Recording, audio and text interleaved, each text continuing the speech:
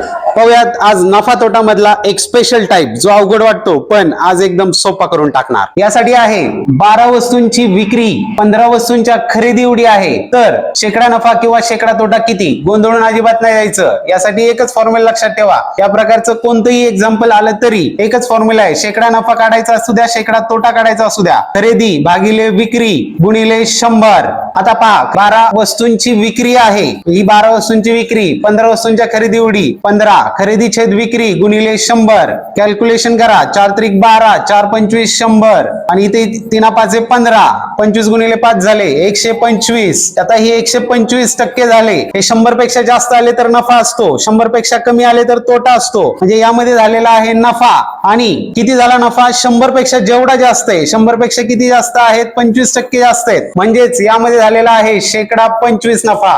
Trick आवडली असेल तर व्हिडिओला लाईक करा, खाली दिसणाऱ्या सबस्क्राईब बटनावर क्लिक करा आणि यासारख्या अजून नवीन ट्रिक मिळण्यासाठी कमेंट मध्ये लिहा येस।